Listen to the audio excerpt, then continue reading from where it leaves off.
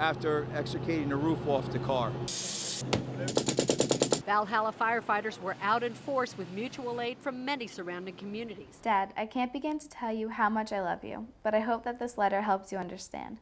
It's been 10 years since Emma last saw her dad, and she's been trying to connect with him ever since. I think these are the emerging leaders of tomorrow. It's a lot of dedication. A lot of kids came. A lot of kids really care. They are invested in every aspect of collection. They understand philanthropy. My friend is back. Now say, who is it?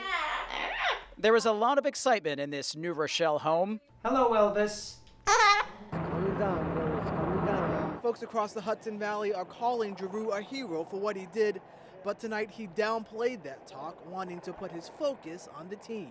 No trip to Philadelphia is complete without free cheesesteaks. Yep. Yankees fans made a pilgrimage to some of the city's famous landmarks, like Gino's Cheesesteaks. It's pretty much like a hub. You're in the middle of everything. Like, you're not too far from the city, you're not too far from the Bronx. I mean, it's really a drive away to get anything, but most of the time people have it here. Everybody does it. And once you do it, it's really hard to picture life without it. For Greg Leonelli, it's been an all-consuming battle for the last 10 years of his life. I've been doing this since I was like 12 years old. Forcing this once vivacious young boy from the upper middle-class suburb of Eastchester to grow up quickly. I've had about 10 friends die. But for Greg and his buddies, even death wasn't enough of a wake-up call. Maybe they stopped doing drugs for a day, but some of them even came to the funeral high. The effects of the gripping hold of prescription drug abuse. When I tried to stop for a couple days, I was just sick as a dog.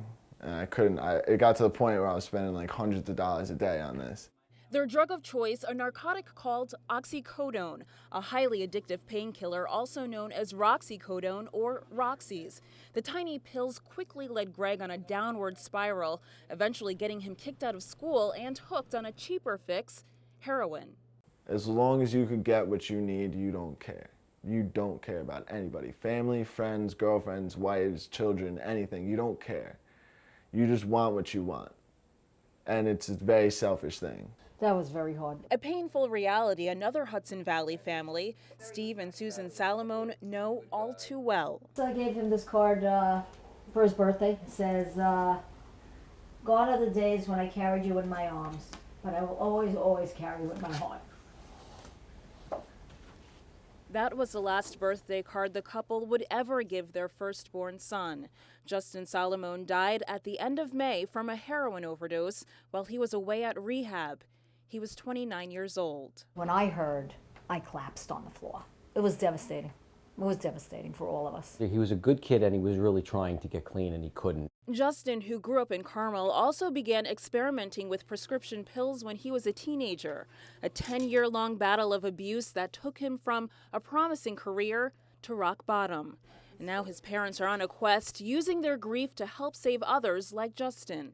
Every week it's someone else's funeral. It's just overwhelming how many kids in this community are having issues with these drugs. That was what was really outstanding to me, was that everybody was keeping it in their family. And I think that is a real issue with this problem, is that everyone's embarrassed about it. A stigma they believe is stopping addicts from getting the help they need. If my kid had cancer, I would have gone to the best doctors and the best hospitals, no matter what it cost, to get him better.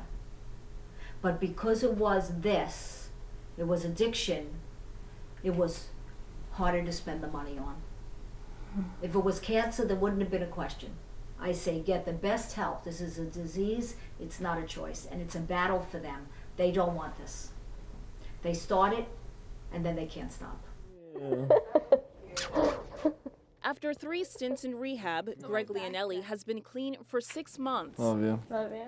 He now has a steady girlfriend and steady work, as well as these tattoos, a constant reminder of his tough journey and the long road still ahead. You could either sink or swim. I can't keep doing this to myself. I'm 21 years old. I got a family that loves me. I got so many things going for me. It would be stupid to go back out and do it. calm waters and beautiful skies, the scene here in Mamaroneck. But come Friday, the weather is headed for the worse, all thanks to Hurricane Earl. I'm here to secure my boat for the storm.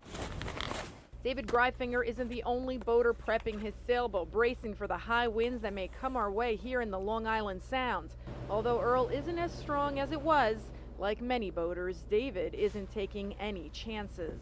Even if the storm is 150 miles away, the winds will pick up here, and that still puts boats like this at risk. And risk for the boat itself, for the docks, for other boats, and the best thing to do is to be prepared. Right now, the parking lot here at the harbor is pretty empty, but the harbor manager says come this weekend, this entire parking lot will be filled with boats, parked and prepped for the storm. The last time it flooded too bad, about hip height. That's right, flooding is another major concern here.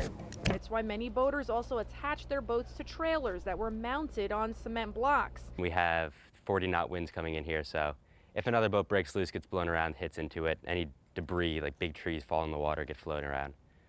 All sorts of bad stuff.